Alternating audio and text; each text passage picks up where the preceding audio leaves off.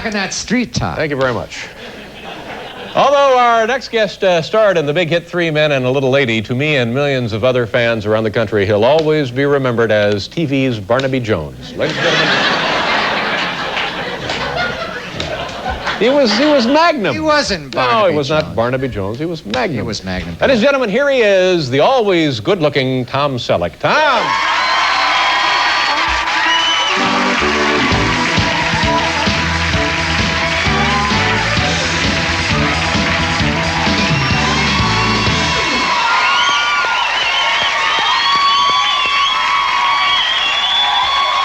Yes, sir. How about that? That's great. Nice. That is movie star adoration. Thank you. And congratulations, you deserve it. You know, I did a stupid human trick. You came out here years ago. Yeah, I didn't make the cut, though.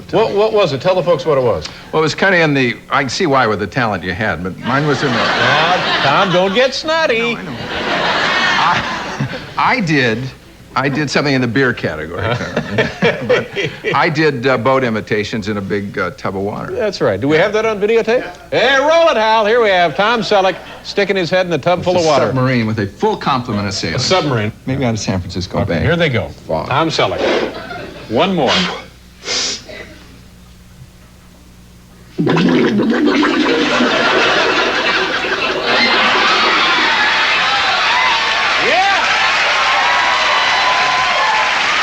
A proud night.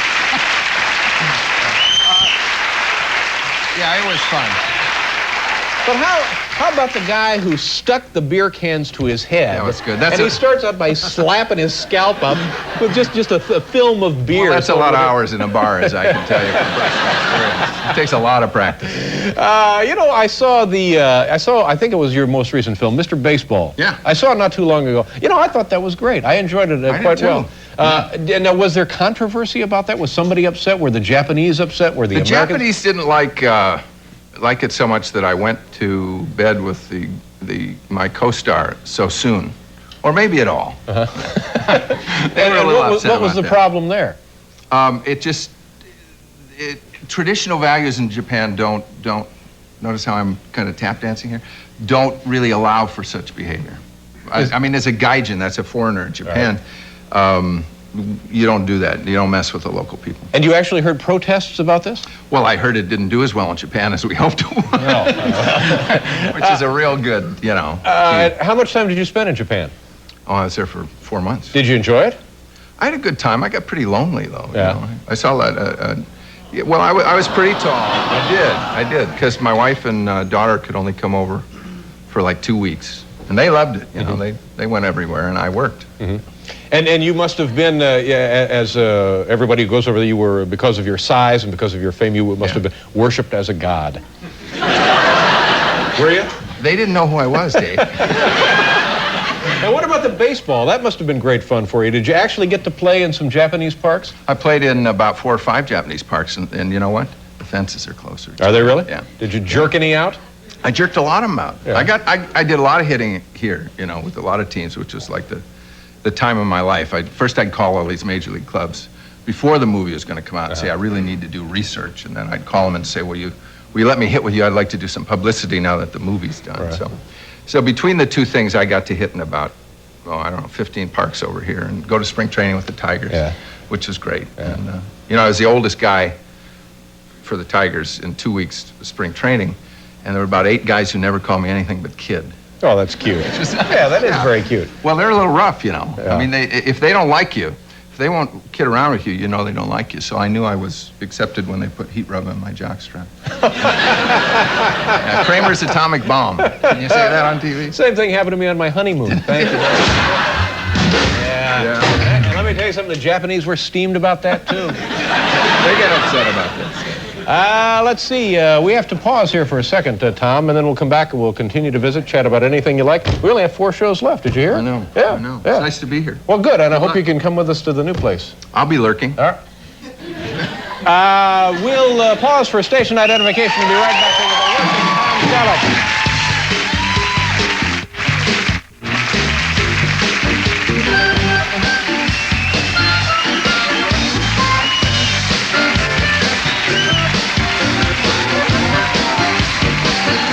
Tune out the noise and tune in to the... Hi there. Nice to see you. Tom Selleck is here, ladies and gentlemen. Thank you, boys. Well, you have your own little, are you going to make any more of those? What is why that do people exactly? laugh every time I drink out of this? This is the one and only Magnum mug, which, as you may remember... I didn't realize Robert Goulet was on that show. It's kind of close. No, they wanted to merchandise this, and they sent me some pictures, and it was so awful, I said, well, I'm sure I'd pick it if you could just make one of them. Right. And, of course, they sent it to me, and that was the last one they ever made. But, for something that might be a little embarrassing to you, it's not Drinking bad. out of the top of your head? Oddly enough, we have a woman in the audience who can do that, too. But it's not as bad as it might be. It's sort of... Well, it's comforting to do on talk shows. They laugh. Are you going to be making any more of them baby movies? I don't know. The baby's, baby's probably like 16 now. How many were there? There was the first one, right? Seemed like about 8, but No. there were only 2. There was 2. We did 3 Men and a Baby, and then 3 Men and a Little Lady. And then, I don't know, everybody started saying, well, what are you going to do next? And Yeah. I don't know. Is there a possibility for an idea of another baby movie with it was you and Ted Danson, Ted Danson, Steve who Gutenberg. now is going nuts Well, with this I like whoopee those thing, guys. so that's... Yeah. Talk to him. Frank, talk to him. No, Ted's a great guy, and so's Whoopi. I know nothing. And Steve Gutenberg, who's a very nice He's kid not as going well. with Whoopi. Yeah, no. How about 3 Men and a Whoopee? Yeah. Now you got your movie. This baby writes itself, I'm telling you. I'll talk to Disney. 3 Men and a Whoopi. But you are doing something for, is it the Discovery Channel? Yeah, I did this, they didn't pay me much, but I did this 10-part half-hour, 10 half hours on the universe, which is nice, it's educational. Do you know a lot about the universe? I do now. Yeah. Well, I kind of did this so I could sound real smart. All right. And I do. Sound smart for your kids? For my kid and for everybody. Yeah. So, and I showed my kid. My kid's 4.5, and they're really not geared for 4.5-year-olds, but she was real interested and liked it. But I didn't show her there's a scary one. Which one is that? Episode 3 on asteroids, which is really scary. What's the problem there? Why would that be frightening? Well, dinosaurs are a big deal now. Oh, are they ever? I've had it up here with those me too. dinosaurs. I'm telling you something. If you've seen that movie, it's nothing more than mechanical lizards. I'm telling you, that's what it is.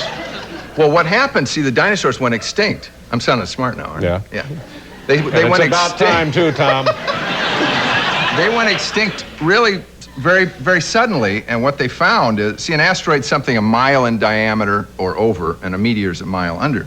Well, if the Earth is struck by a mile-wide asteroid, it would destroy 90% of life on this planet. How so? By the impact or By the impact and the dust cloud cloud, of it'd be dust? like about 500 volcanoes going off, and that's what they think happened to the dinosaurs. And I did this thing to sound smart, but I ended up getting pretty scared, because last December, all during the month of December, I was a little concerned. We had a near miss in universal terms. Oh, I remember sort of hearing about this. Yeah, a 6-mile-wide asteroid just missed us by about 500,000. I heard it one night. I heard it. Yeah. It was mid-December, wasn't it? Yeah, scared the hell out of me. Like in the middle of the night, I just sat upright in bed and...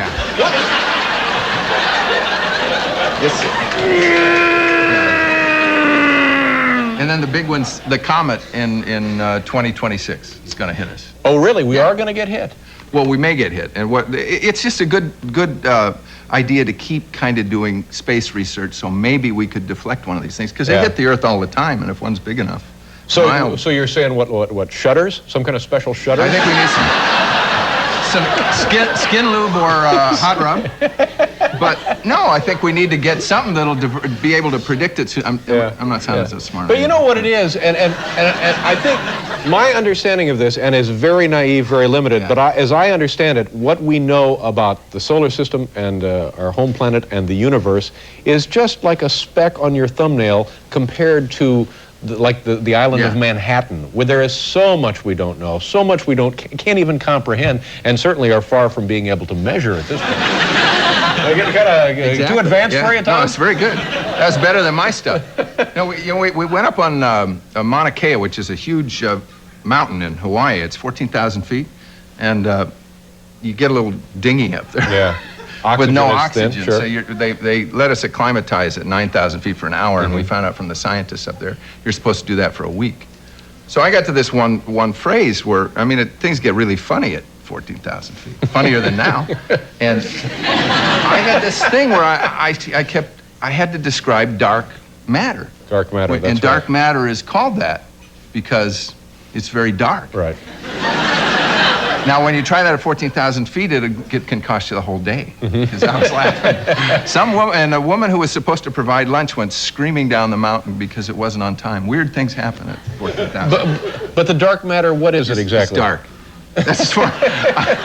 Well, I've only done 10 hours, 10 half hours, Dave. So, I mean, if we do a part 2, I'll You let come back know. and you'll know what I can dark do the matter Big is. Bang, though. I can do the Big Bang. All right, what's the Big Bang? Oh, God. You need some music for It that? starts- And, no, no. He's going to do the Big Bang Yeah, for okay. us. Here we go. There you go. Thank you. No, it starts, see, the universe started with a point so small, Dave, smaller than you can conceive, smaller than an atom, and everything didn't explode out into space because there was no space. It exploded out and created space and time. And someday, everything's still expanding in the universe, and someday all the gravity will pull in everything back and form the Big Crunch to start the Big Bang again.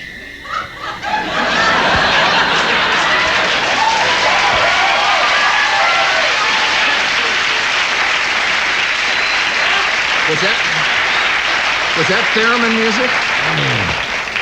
Was that a theremin? Was that a theremin? What a load of crap. Tom, it's always a treat to have you here. Nice to see you, Please Dave. come over and join us at the new show over there on CBS. Good luck. You worked there for quite a while, didn't you? Yeah, in the old days. Tom Selleck, ladies and gentlemen.